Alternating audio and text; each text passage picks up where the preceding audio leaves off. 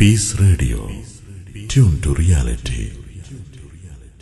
ആളുകൾ പരസ്പരം തെറ്റിയാൽ അവരുടെ വ്യക്തിപരമായ കാര്യം പരസ്യമായി വിളിച്ചു പറയുന്നതിൻ്റെ വിധി എന്താണ്? അന്യോന്യം പിണങ്ങിയിട്ടുണ്ട് എങ്കിൽ കുറവുകളും ന്യൂനതകളും വിളിച്ചു പറയുക എന്നുള്ളത് അത് കപടന്മാരുടെ സ്വഭാവമാണ്.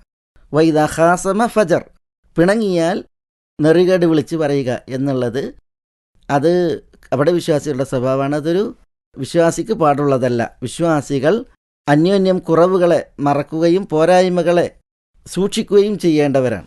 അമാനത്തുകൾ വിശിഷ്യ ഈ വിഷയത്തിൽ ഏറെ ഗൗരവമാണ്. നബി സല്ലല്ലാഹു അലൈഹി വസല്ലം തങ്ങൾ പറഞ്ഞിട്ട്, രണ്ടാളുകൾ സംസാരിക്കുമ്പോൾ ആ സംസാരത്തിനിടെ ഒരു വ്യക്തി തിരിഞ്ഞു നോക്കിയാൽ എന്ന് പറഞ്ഞെങ്കിൽ മറ്റൊരാൾ കേൾക്കുന്നുണ്ടോ, കേൾക്കാൻ പാടില്ല എന്ന നിലക്കാണ് അവരനോടൊരു കാര്യം പറയുന്നത് എങ്കിൽ നബി സല്ലല്ലാഹു അലൈഹി വസല്ലം തങ്ങൾ പറഞ്ഞിട്ട് ആ സംസാരം അമാനത്താണ്, സൂക്ഷിക്കണമെന്ന്.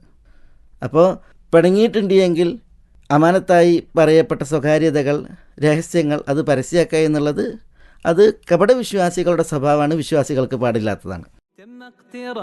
ദാഹിച്ചു വലഞ്ഞവർക്ക് ഒരൽപ്പം കുടിനീര് കിട്ടിയതുപോലെയാണ് വിശ്വാസികളുടെ സംശയങ്ങൾക്ക് പ്രാമാണികമായ ഒരു മറുപടി ലഭിക്കുമ്പോൾ. താങ്കൾ ഇപ്പോൾ കേട്ടത് മലയാളികൾക്കിടയിൽ നന്മയുടെ പ്രകാശം വിതറി മുന്നോട്ടു പോകുന്ന പീസ് റേഡിയോ എന്ന ഇന്റർനെറ്റ് റേഡിയോയിലെ അൽ ഇജാബ സംശയ നിവാരണം എന്ന പരിപാടിയിൽ നിന്നാണ്.